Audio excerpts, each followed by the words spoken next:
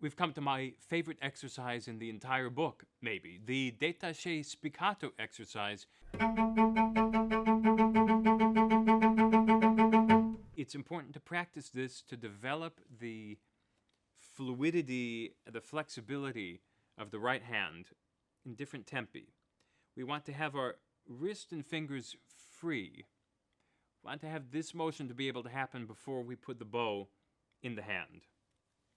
So I think it's very important to try to get the motion down of a spiccato before the bow.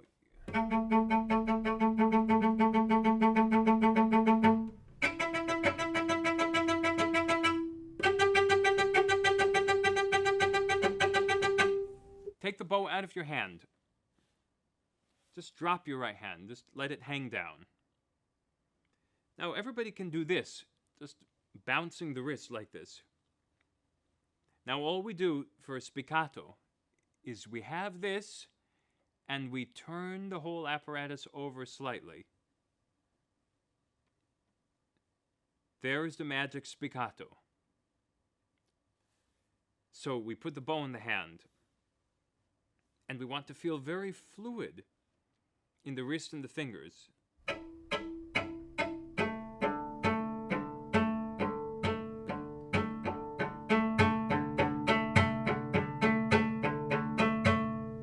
And that's why I believe practicing this in an excruciatingly slow tempo at first, to develop the fluidity and the strength, combination fluidity and strength in the right hand fingers, to be able to execute this accurately at a faster tempo. Now I'm putting the metronome on quarter note equals 48.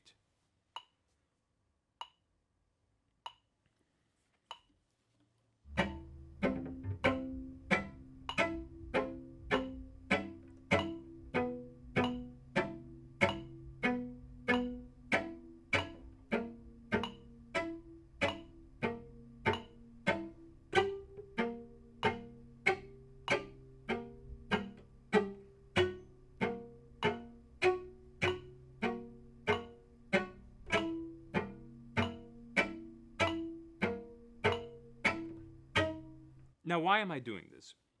As I said before, I want to develop the strength and the fluidity in the right hand, and to have the fingers and wrist be flexible and able to do things on their own, separate from the elbow. This is not this stroke. This is not a whole arm stroke. It's not even a forearm stroke. This is a wrist and finger stroke.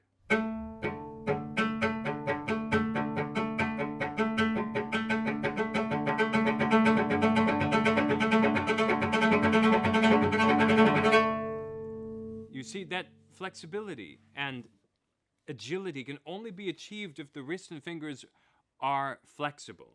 I also suggest practicing this in a medium tempo, something in the 70s.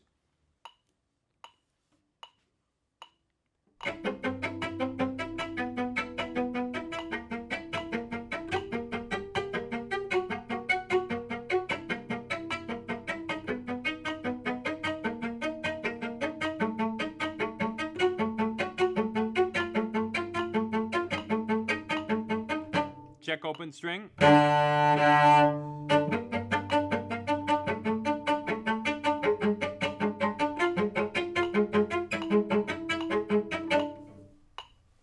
You can see the flexibility in the wrist and fingers allow my bow to bounce and allow there to be a kind of sprightliness in the stroke.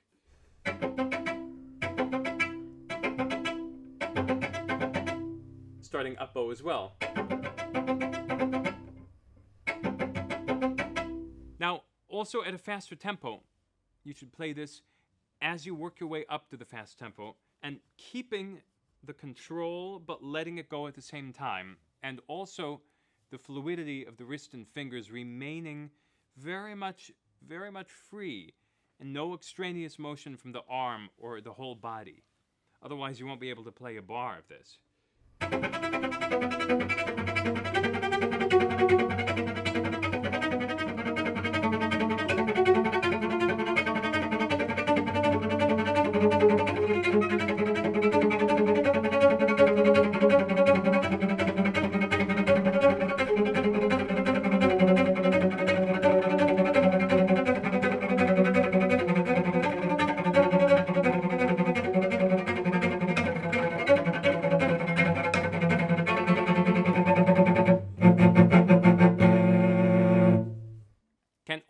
achieved when we start very slow, excruciatingly so, as I said before.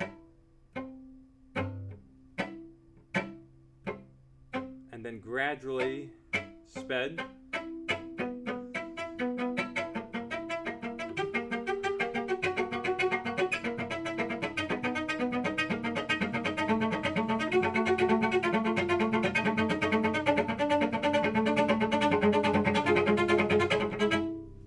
You see the resilience the bow naturally has.